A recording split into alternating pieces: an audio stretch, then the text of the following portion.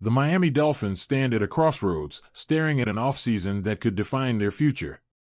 And let's be honest, this team doesn't have the luxury of playing it safe.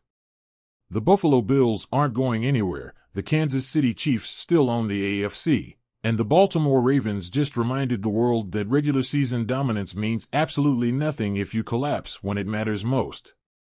So, the Dolphins? They better get serious. Because anything less than a deep playoff run in 2025 is unacceptable. Free agency will play its role. The draft will fill some holes. But let's not kid ourselves, every team in the league is trying to do the exact same thing. What separates the true contenders? Breakout players. Those hidden gems. Those guys who have been waiting for their moment to seize the spotlight.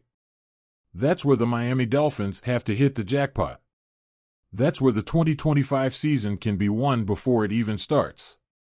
And right now, all eyes are on two names, Mohamed Kamara and Jalen Wright.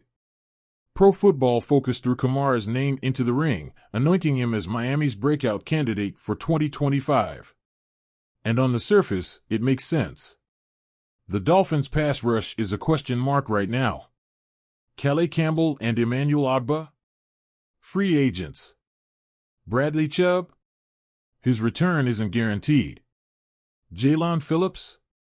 Coming off an injury. So, yeah, Kamara should get his shot. But should Dolphins fans actually believe in him? Let's be real, his rookie season was forgettable. 5 games. 1 tackle. 1 quarterback hit. 26 defensive snaps. That's not a breakout waiting to happen. That's an afterthought. And what's worse? Even when injuries ravaged the defense, the Dolphins didn't turn to Kamara. Instead, they brought in Tyus Bowser, a veteran off the street. That says something. That raises eyebrows. That makes you wonder if the team truly believes in him. And yet, the numbers don't lie. Kamara's pass rush win rate in college? Elite. His flashes in training camp? Intriguing. His potential if he actually gets playing time? Undeniable. But here's the issue, will he get those reps? Because if Chubb stays, if Robinson continues to ascend, if Phillips returns at full strength, then Kamara might be fighting for scraps once again.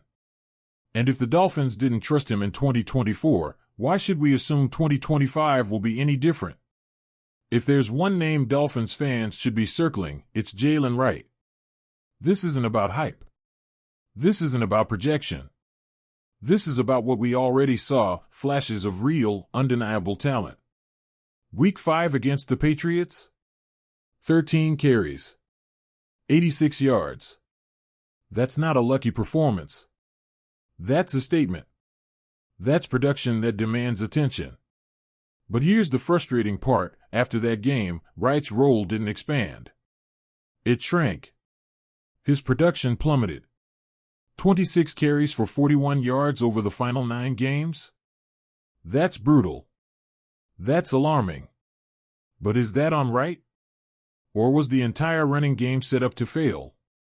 Let's not forget the context. The moment the Dolphins' offensive line fell apart, the ground attack crumbled.